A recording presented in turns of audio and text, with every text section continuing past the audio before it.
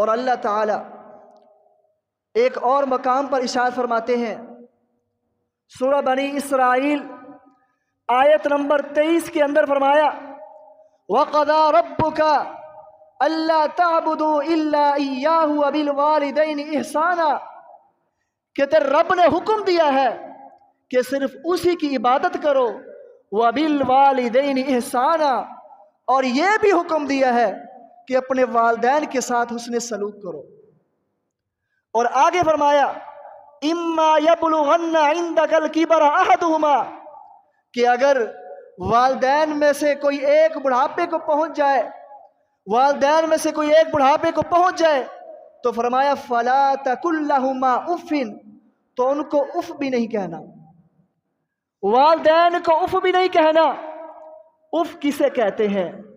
If کہتے ہیں اس ہر قول کو، ہر اس بات کو، ہر اس عمل کو، ہر اس کام کو کہ جس سے والدین کو ذہنی یا روحانی تکلیف پہنچے، اس کو اف کہتے ہیں۔ فرمایا فَلَا تَقُل لَّهُمَا اُفٍّ، ایسا کوئی کام نہیں کرنا، ایسی کوئی بات نہیں کرنی کہ جس سے والدین کو کوئی ذہنی یا جسمانی کوئی تکلیف پہنچے۔ تو فرمایا فَلَا تَقُل لَّهُمَا اُفٍّ، والدین کو اف نہیں کہنا۔ اور آگے فرمایا وَلَا تَنْهَرْهُمَا، ان کو جھڑکنا نہیں ہے۔ اکثر بڑھاپے کی وجہ سے مزاج کی اندر چڑچڑاپن آ جاتا ہے، بچوں والی حرکتیں آ جاتی ہیں، آدمی بڑھاپے کے اندر بچوں والے فیل کرتا ہے۔ ہو سکتا ہے کہ ان کے کسی عمل سے تجھ کو کوئی تکلیف ہو، فرمایا وَلَا تَنْهَرْهُمَا، ان کو اس حالت میں جھڑکنا نہیں ہے، بلکہ فرمایا وَقُل لَّهُمَا قَوْلًا كَرِيمًا، ہمیشہ ان سے اچھی بات کرنی ہے، ہر حال کے اندر ان سے اچھے طریقے سے حسن سلوک سے پیش آنا ہے۔ اور آگے فرمایا وَاخْفِضْ لَهُمَا جَنَاحَ الذُّلِّ مِنَ الرَّحْمَةِ، اور ہمیشہ ان کے سامنے ادب سے پیش ہونا ہے۔ اور آخری چیز فرمائی وَقُل لَّهُمَا قَوْلًا كَرِيمًا وَاخْفِضْ لَهُمَا جَنَاحَ الذُّلِّ مِنَ الرَّحْمَةِ وَقُل رَّبِّ ارْحَمْهُمَا كَمَا رَبَّيَانِي صَغِيرًا۔ اور پانچویں اور آخری چیز یہ بیان فرمائی کہ اپنے والدین کے حق میں دعا کرنی ہے۔ کیا دعا کرنی ہے؟ رب ارحمہما کما ربیانی صغیرا، اے اللہ میرے والدین پر ہمیشہ اپنا کرم کر، اپنا فضل کر، ان پر رحم نازل فرما، جس طرح انہوں نے بچپن کے اندر میرے ساتھ شفقت کی، میرے ساتھ حسن سلوک کیا۔ اور اسی طرح ہر نماز کے اندر بھی آدمی اپنے والدین کے لیے دعا کرے۔ آخری تشہد کے اندر یہ دعا ثابت ہے، فرمایا رب اجعلنی مقیم الصلاۃ ومن ذریتی ربنا وتقبل دعاء ربنا اغفر لی ولوالدی، اے اللہ میرے گناہوں کو بھی معاف کر دے، ولوالدی، اور میرے والدین کے گناہوں کو بھی معاف کر دے۔ تو اپنے والدین کے لیے ہمیشہ دعا کرنی ہے۔ اور اللہ تعالی ایک اور مقام پر ارشاد فرماتے ہیں، سورہ لقمان ہے، آیت نمبر 13 ہے، فرمایا وَوَصَّيْنَا الْإِنسَانَ بِوَالِدَيْهِ حَمَلَتْهُ أُمُّهُ وَهْنًا عَلَى وَهْنٍ، اللہ تعالیٰ فرماتے ہیں کہ اپنے والدین کے ساتھ حسن سلوک کرو۔ اور آگے فرمایا حَمَلَتْهُ أُمُّهُ وَهْنًا عَلَى وَهْنٍ، خصوصاً والدہ کا تذکرہ کیا، خصوصاً ماں کا تذکرہ کیا کہ اس نے تجھے 9 ماہ اپنے حمل کے اندر اٹھائے رکھا، تکلیفیں برداشت کی، وَفِصَالُهُ فِي عَامَيْنِ، اور 2 سال 2.5 سال تک تیرے دودھ چھڑوانے کی عمر تک کتنی مصیبتیں اور تکلیفیں برداشت کی۔ آگے فرمایا انشکر لی والی والدی کا، اس لیے میرا بھی شکر ادا کر، والی والدی کا، اور اپنے والدین کا، خصوصاً اپنی والدہ کا بھی شکر ادا کر۔ اللہ نے حکم دیا ہے کہ میرا شکر ادا کر اور اپنے والدین کا بھی شکر ادا کر، اور والدین کے شکر سے مراد یہ ہے کہ والدین کی خدمت کر، والدین کے ساتھ نیکی کر، ان کے ساتھ حسن سلوک سے پیش آ۔ ایک شخص نبی علیہ الصلوۃ والسلام کے پاس آیا، صحیح بخاری کی روایت ہے، اور آ کر اس شخص نے کہا اللہ کے رسول من احق الناس بحسن صحبتی، اللہ کے رسول میرے حسن سلوک کا سب سے زیادہ حقدار کون ہے، کہ میں کس سے سب سے زیادہ حسن سلوک کروں؟ نبی علیہ السلام نے فرمایا اپنی ماں کے ساتھ حسن سلوک کر۔ اس شخص نے کہا اللہ کے رسول پھر اس کے بعد؟ پھر ماں کا تذکرہ کیا۔ تیسری مرتبہ صحابی نے پھر سوال کیا اللہ کے رسول اس کے بعد؟ آپ نے تیسری دفعہ بھی ماں کا تذکرہ کیا۔ چوتھی مرتبہ صحابی نے پھر پوچھا اللہ کے رسول اس کے بعد؟ چوتھی مرتبہ نبی علیہ السلام نے باپ کا تذکرہ کیا کہ اپنے باپ کے ساتھ حسن سلوک کر۔ اور صحیح البخاری کی اندر ایک اور روایت ہے، آپ نے نبی علیہ السلام نے جو اللہ تعالی کو محبوب اعمال ہیں ان کا تذکرہ کرتے ہوئے فرمایا، ایک صحابی نے سوال کیا اللہ کے رسول ای العمل احب الی اللہ عز وجل، اللہ کے رسول اللہ تعالی کو سب سے محبوب اور پیارا عمل کون سا ہے؟ اللہ تعالی کو سب سے محبوب عمل کون سا ہے؟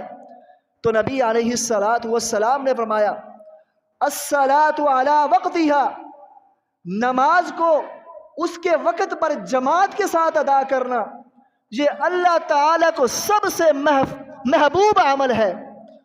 اور صحابی نے پھر سوال کیا اللہ کے رسول ثم ایون، اس کے بعد اللہ تعالی کو سب سے محبوب عمل کون سا ہے؟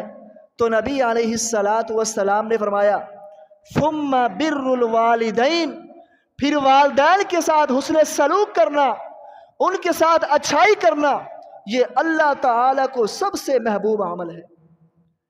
پھر تیسرا سوال کیا ثم ایون، اللہ کے رسول اس کے بعد سب سے بڑا سب سے محبوب عمل اللہ تعالیٰ کو کون سا ہے؟ فرمایا ثم الجہاد فی سبیل اللہ، پھر اللہ کے راستے میں جہاد کرنا یہ اللہ تعالیٰ کو سب سے محبوب عمل ہے۔ اگر آپ اس حدیث پر غور کریں، بخاری کی روایت ہے نبی علیہ السلام نے جہاد کا تذکرہ بعد میں کیا ہے اور والدین سے حسن سلوک کا تذکرہ پہلے کیا ہے۔ اس حدیث سے یہ معلوم ہوتا ہے کہ والدین کی خدمت کرنا، ان کی نیکی کرنا، ان کے ساتھ نیکی کرنا یہ جہاد سے بھی بڑا عمل ہے۔ اور ایک روایت کے اندر تو نبی علیہ السلام نے والدین کی خدمت کو جہاد کہا ہے۔ ایک شخص آیا اور آ کر کہا اللہ کے رسول میں جہاد پر جانا چاہتا ہوں۔ آپ نے فرمایا کیا تیرے والدین زندہ ہیں؟ کہنے لگا ہاں یہ زندہ ہیں۔ تو نبی علیہ السلام نے فرمایا جا ان کی خدمت کر، ففیہما جہاد، اسی کے اندر جہاد ہے، اللہ تعالیٰ تجھے جہاد کا ثواب و مرتبہ عطا کریں گے۔ تو والدین کی خدمت کرنا یہ بہت بڑا عمل ہے، اور نبی علیہ السلام نے والدین کی نافرمانی کرنے کو کبیرہ گناہ قرار دیا ہے، حتیٰ کہ نبی علیہ السلام نے بد دعا کی ہے۔ ابن حبان کی روایت ہے نبی علیہ السلام ایک مرتبہ ممبر پر چڑھے، پہلی سیڑھی پر چڑھے آمین کہا، دوسری سیڑھی پر چڑھے آمین کہا، تیسری سیڑھی پر چڑھے آمین کہا۔ صحابہ کرام نے سوال کیا اللہ کے رسول آج آپ نے ایسا عمل کیا ہے کہ آپ نے پہلے ایسے کبھی نہیں کیا کہ آپ ممبر پر چڑھے ہو اور آپ نے آمین کہی ہو، کیا وجہ ہے آج آپ نے آمین کہی ہے؟ تو نبی علیہ السلام نے فرمایا میرے صحابہ جب میں ممبر کی پہلی سیڑھی پر چڑھا تو جبریل امین میرے پاس آئے اور آ کر کہنے لگے، اور آ کر انہوں نے یہ بد دعا کی کہ اللہ تعالیٰ اس شخص کو تباہ و برباد کرے کہ جس کے سامنے آپ کا نام لیا جائے اور وہ آپ پر درود نہ پڑھے، اللہ تعالیٰ اس شخص کو تباہ و برباد کر دے۔ تو نبی علیہ السلام نے فرمایا میں نے آمین کہا۔ اس حدیث سے ہمیں یہ معلوم ہوتا ہے اس ٹکڑے کے کہ جب بھی نبی علیہ السلام کا نام لیا جائے تو نبی علیہ السلام پر درود پڑھا جائے، درود پڑھا جائے، یہ فرض ہے، چاہے وہ محفل کے اندر آپ بیٹھے ہیں تذکرہ ہو رہا ہے، چاہے آپ اکیلے بیٹھے ہیں، چاہے آپ خطبہ سن رہے ہیں، جس محفل میں بھی بیٹھے ہیں، جب بھی نبی علیہ الصلوۃ والسلام کا نام لیا جائے تو آپ علیہ الصلوۃ والسلام پر درود پڑھا جائے۔ اور فرمایا جب میں منبر کی دوسری سیڑھی پر چڑھا تو جبریل امین نے یہ الفاظ کہے، یہ بد دعا کی کہ اللہ تعالیٰ اس شخص کو بھی تباہ و برباد کرے جو اپنی زندگی کے اندر رمضان کے مہینے کو پالے لیکن وہ روزے نہ رکھے، اپنے گناہوں کو نہ معاف کروا سکے۔ تو جبریل امین نے یہ بد دعا کی اللہ اس کو تباہ و برباد کرے۔ تو نبی علیہ الصلوۃ والسلام نے فرمایا میں نے آمین کہا۔ اور فرمایا جب میں منبر کی تیسری سیڑھی پر چڑھا تو جبریل امین نے پھر یہ بد دعا کی کہ اللہ تعالیٰ اس شخص کو بھی تباہ و برباد کرے کہ جو اپنی زندگی کے اندر اپنے بوڑھے والدین کو پالے، ماں باپ کو پالے لیکن ان کی خدمت کر کے جنت کو حاصل نہ کر سکے، گناہوں کو نہ معاف کروا سکے، اس پر اللہ تعالیٰ کی لعنت ہو۔ تو نبی علیہ الصلوۃ والسلام نے فرمایا میں نے آمین کہا۔ بتاؤ یہ دعا کیسے رد ہو سکتی ہے؟ یہ بد دعا کیسے رد ہوگی؟ ضرور بد دعا قبول ہوگی۔ کیوں؟ بد دعا کرنے والے کون ہیں؟ بد دعا کرنے والے جبریل امین ہیں جو تمام ملائکہ کے تمام فرشتوں کے سردار ہیں، وہ بد دعا کر رہے ہیں، اور آمین کہنے والے وہ دونوں جہانوں کے سردار ہیں، تمام انبیاء کے سردار ہیں، جناب محمد الرسول اللہ صلی اللہ علیہ وسلم آمین کہہ رہے ہیں۔ بتاؤ اس کی بد دعا، یہ بد دعا کیسے قبول نہیں ہوگی؟ تو اس لیے ہمیشہ والدین کی خدمت کرنی چاہیے، ان کے ساتھ حسن سلوک کرنا چاہیے، ان کے ساتھ ہمیشہ نیکی کرنی چاہیے۔ اور ایک روایت کے اندر نبی علیہ الصلوۃ والسلام نے فرمایا رضا اللہ فی رضا الوالدین وسخط اللہ فی سخط الوالدین، فرمایا والدین کی رضا میں اللہ کی رضا ہے اور والدین کی ناراضگی میں اللہ کی ناراضگی ہے۔ کیا مطلب ہے؟ مطلب یہ ہے کہ اگر آپ سے والدین ناراض ہیں تو اللہ تعالیٰ آپ سے ناراض ہے، یہ اللہ تعالیٰ سے ناراضگی اللہ تعالیٰ کی ناراضگی کی نشانی ہے۔ اور اگر والدین آپ سے خوش ہیں، آپ پر راضی ہیں، تو پھر اللہ تعالیٰ کی ذات بھی آپ پر راضی ہے۔ یہ مطلب ہے کہ نبی علیہ الصلوۃ والسلام نے فرمایا رضا اللہ فی رضا الوالدین وسخط اللہ فی سخط الوالدین۔ اور جو شخص ماں باپ کی خدمت کرتا ہے، ان کے ساتھ اس نے سلوک کرتا ہے، اس کی ہر دعا قبول ہوتی ہے، اس کی ہر دعا قبول ہوتی ہے۔ جیسا کہ رات کو پروگرام کے اندر شیخ محترم بھی فرما رہے تھے کہ جو والدین ہیں یہ گھر کے اندر دعاؤں کی فیکٹریاں ہیں۔ ہم مولوی سے دعا کراتے ہیں، علماء سے دعا کرواتے ہیں، پیروں سے دعا کراتے ہیں، لیکن ہمارے گھر کے اندر بڑے پیر بیٹھے ہوئے ہیں، بزرگ بیٹھے ہوئے ہیں، ہماری دعاؤں کی فیکٹریاں لگی ہوئی ہیں، ہم ان سے دعا نہیں کراتے جو مفت کے اندر ہمارے لیے دعائیں کرتے ہیں۔ تو والدین کی جو خدمت کرتا ہے اس شخص کی ہر دعا قبول ہوتی ہے۔ صحیح بخاری کے اندر روایت ہے، بڑا مشہور واقعہ آپ نے کئی مرتبہ سنا ہے کہ 3 شخص جو جا رہے تھے، راستے کے اندر جب تیز بارش ہوئی، وہ تینوں بارش سے بچنے کے لیے ایک غار کے اندر چھپ گئے۔ غار کے اندر چھپ گئے اور غار کے اوپر سے ایک بہت بڑا پتھر گرا اور غار کا دروازہ بند ہو گیا۔ تینوں شخص غار کے اندر پھنس گئے، بڑا زور لگایا، بڑی کوشش کی کہ غار کا دروازہ ہٹ جائے، پتھر ہٹ جائے، لیکن وہ نہیں ہٹا۔ بڑے پریشان ہوئے۔ ایک شخص کہنے لگا کہ ایسا کرو، آج اپنے نیک اعمال کو یاد کر کے اللہ تعالیٰ سے دعا کرو، آج اللہ تعالیٰ کی ذات ہی ہمیں اس سے بچا سکتی ہے۔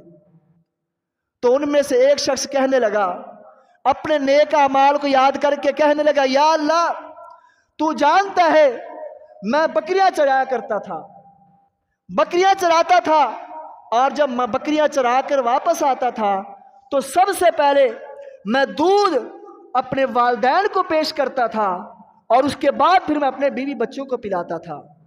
یا اللہ تو جانتا ہے، ایک مرتبہ ایسے ہی میں جا رہا تھا، میں راستے میں کہیں دور بھٹک گیا، دور چلا گیا، رات ہو گئی اور میں گھر لیٹ پہنچا، دیر سے پہنچا، اور میرے بچے بھوک کی وجہ سے بلک بلک کر سو گئے تھے، اور جب میں گھر پہنچا تو میں نے اپنے بچوں کو دودھ نہیں دیا۔ میں نے دودھ اپنے والدین کو پیش کرنے کے لیے گیا، کیا دیکھتا ہوں والدین سو گئے ہیں، ماں باپ سو گئے ہیں۔ یا اللہ، میں نے ان کو اٹھانا بھی گوارا نہیں کیا، میں ان کے سرہانے کھڑا رہا۔ جب رات کو کسی پہر والدین کی آنکھ کھلی تو میں نے ان کو دودھ پیش کیا۔ یا اللہ، اگر میرا یہ عمل تجھے پسند ہے تو آج ہمیں اس مصیبت سے نجات دے۔ وہ پتھر جو ہے تھوڑا سا ہٹ گیا، پتھر تھوڑا سا ہٹ گیا۔ پھر دوسرا شخص دعا کرنے لگا، دوسرا شخص کہنے لگا، یا اللہ تو جانتا ہے، ایک مرتبہ میں نے ایک مزدور اجرت پر رکھا تھا اور میرا اس کے ساتھ جو معاملہ طے ہوا کہ میں اتنی تجھے مزدوری دوں گا۔ جب شام کا وقت ہوا تو وہ مجھ سے مزدوری کا مطالبہ کرنے لگا، میں نے اس کو مزدوری وہ دی تو وہ کہنے لگا، میری مزدوری اس سے زیادہ بنتی ہے، میرا حق زیادہ بنتا ہے، مجھے زیادہ دے۔ تو میں نے اس کو وہ اجرت نہیں دی اور اس نے وہ اجرت لینے سے انکار کر دی، اور جو اجرت بنی تھی وہ بھی واپس کر دی، ناراض ہو کے چلا گیا۔ یا اللہ، جو اس کی اجرت تھی، جو مزدوری تھی، میں نے اس سے ایک بکری خریدی اور کافی عرصہ وہ نہیں آیا، اس بکری کے آگے ریوڑ بنتا گیا اور بنتے بنتے بہت بڑا ریوڑ بن گیا، اور وہ شخص جو مزدوری چھوڑ کے چلا گیا تھا، کافی عرصے کے بعد، کئی سالوں کے بعد اس کو پیسوں کی ضرورت پڑی۔ اسے یاد آیا کہ فلاں شخص کے پاس تو میری مزدوری رہتی تھی، آج جا کر میں مزدوری کا سوال کرتا ہوں۔ وہ اس کے پاس گیا اور آ کر کہا، اللہ کے بندے، میں نے تیرے پاس کام کیا تھا، میری مزدوری بنتی تھی، میں نے وہ نہیں لی تھی، آج مجھے میری وہ مزدوری واپس کر۔ تو وہ شخص کہنے لگا، یہ جو بکریوں کا ریوڑ دیکھ رہا ہے یہ سارا تیرا ہے، سارے کو لے جا، میں نے تیری مزدوری سے بکری خریدی تھی، اللہ نے اس کے اندر برکت ڈال دی، یہ سارے کا سارا ریوڑ تیرا ہے، اس کو لے جا۔ یا اللہ، میں نے یہ عمل تیری رضا کے لیے کیا تھا، میں نے ساری بکریاں اس کو دے دی تھی اور اس نے مجھے ایک بھی واپس نہیں کی، ایک واپس نہیں کی، ساری لے گیا۔ یا اللہ، میں نے یہ عمل تیری رضا کے لیے کیا تھا، اگر تجھے میرا یہ عمل پسند ہے تو آج اس پتھر کو ہٹا دے۔ وہ پتھر تھوڑا سا ہٹ گیا، لیکن ابھی اتنی جگہ نہیں بنی تھی، ابھی اتنا پتھر نہیں ہٹا تھا کہ وہ تینوں باہر نکل جاتے۔ اب جو تیسرا شخص تھا، تیسرا شخص، اس نے اپنے نیک عمل کو یاد کیا، اس نے کہا، یا اللہ تو جانتا ہے، ایک میری چچا ذات تھی اور کسی مجبوری کی وجہ سے اس کو پیسوں کی ضرورت پڑی، میرے پاس آئی اور جب اس نے مجھ سے پیسوں کا مطالبہ کیا، میں نے اس سے کہا، میں آپ کو ایسے نہیں دوں گا، میری جب تک خواہش کو پورا نہیں کرے گی۔ اس نے میرے ساتھ برائی کا ارادہ کیا، اور جب اس بچی نے، چچا زاد نے یہ لفظ سنے تو وہ کہنے لگی، اللہ کے بندے، اللہ سے ڈر جا، آج تک میں نے کوئی غلط کام نہیں کیا، یہ برائی نہیں کی، یا اللہ میرے دل کے اندر خوف آیا، تیرا ڈر آیا، تیری رضا کے لیے میں نے اس کو چھوڑ دیا اور اس کو رقم بھی دے دی۔ یا اللہ، اگر میرا یہ عمل تجھے پسند ہے تو آج اس پتھر کو ہٹا دے۔ وہ پتھر سارا ہٹ گیا اور تینوں بندے غار سے نکل کر چلے گئے۔ تو اس حدیث کو سنانے کا مطلب یہ ہے، جو پہلا پوائنٹ تھا، پہلا شخص تھا کہ جس نے والدین کو دودھ پیش کیا تھا، والدین کی خدمت کرنے کی وجہ سے اللہ تعالیٰ نے اس پتھر کو ہٹا دیا۔ تو جو شخص والدین کی خدمت کرتا ہے، والدین کے ساتھ حسن سلوک کرتا ہے، اللہ تعالیٰ اس کی ہر دعا کو قبول کرتے ہیں۔ امام بخاری رحمۃ اللہ علیہ बचपन के अंदर उनके वालिद साहब फौत हो गए और उन्होंने अपनी बीवी को यह नसीहत की थी कि मेरे बेटे को अपने दीन का खादिम बनाना है, मेरे बेटे को आलम बनाना है। इमाम बुखारी रहमतुल्लाह अलैह फरमाते हैं, जब मैं बचपन में था तो मेरी बिनाई चली गई। इमाम बुखारी रहमतुल्लाह अलैह उनकी आंखों की बिनाई चली गई। कहती हैं कि मेरी वालदा मुझे बैतुल्लाह ले गई और बैतुल्लाह के अंदर खिलाफे काबा को पकड़कर अल्लाह ताला से दुआ की, या अल्लाह मैंने अपने बेटे को आलिम बनाना है, तेरे दीन का खादिम बनाना है। इसके बाप ने मुझे वसीयत की थी, या अल्लाह इसकी आंखों की बिनाई वापस कर दे। माँ ने दुआ की और अल्लाह ताला ने इमाम बुखारी रहमतुल्लाह अलैह की आंखों को ठीक कर दिया, बिनाई वापस आ गई। हत्ता के मुहद्दिसीन लिखते हैं कि इमाम बुखारी रहमतुल्लाह अलैह की बिनाई इतनी तेज हो गई कि इमाम बुखारी रहमतुल्लाह अलैह ने चांद की रोशनी के अंदर कई किताबें लिखी हैं, चांद की रोशनी के अंदर कई किताबें लिखी हैं। वालदा की खिदमत की वजह से अल्लाह ताला ने उनकी आंखों की बिनाई इतनी तेज कर दी थी। तो वालिदैन की दुआ ये औलाद के हक में जरूर कबूल होती है, इसलिए अपने वालिदैन की खिदमत किया करें। कोई मुसीबत आए, कोई परेशानी आए, कोई तकलीफ आए, दूसरों के पास जाने की बजाय अपने वालिदैन के पास जाएं, उनकी खिदमत करें, उनकी दुआ करें। इंशाअल्लाह उनकी दुआओं की बरकत की वजह से अल्लाह ताला तुम्हारी तमाम परेशानियां दूर कर देंगे। सऊदीया के अंदर चंद साल पहले का वाकया है, शायद आपको पहले भी सुनाया होगा। अदालत के अंदर एक मुकदमा आया, अदालत के अंदर एक मुकदमा आया। मुकदमा यह था कि छोटे भाई ने बड़े भाई के खिलाफ केस कर दिया, छोटे भाई ने बड़े भाई के खिलाफ केस कर दिया। और केस ये था कि जो मेरी माँ है, मेरी वालदा है, सारी जिंदगी मेरे बड़े भाई ने उसकी खिदमत की है और मुझे खिदमत करने का मौका नहीं देता। अब मेरी वालदा जो है मैं अपने पास रखना चाहता हूँ, अपने घर में रखना चाहता हूँ ताकि मैं अपनी वालदा की खिदमत कर सकूं। छोटे भाई ने अदालत के अंदर केस किया है कि सारी जिंदगी मेरे बड़े भाई ने माँ की खिदमत की है, ये मुझे मौका नहीं देता। जब ये केस जज ने सुना, बड़ा हैरान और परेशान हुआ कि ये कैसा केस है कि आज तक ऐसा केस तो नहीं आया। अगली जब पेशी थी तो उसने कहा कि अपनी वालदा को भी लेकर आओ। वो वालदा को लेकर आए। जब उसको अदालत में लाया गया तो वालदा की उम्र 100 साल से ज्यादा थी, वालदा की उम्र 100 साल से ज्यादा थी। व्हील चेयर पर उसको बुलाया गया, बिल्कुल बूढ़ी हो चुकी थी, व्हील चेयर पर बैठी थी।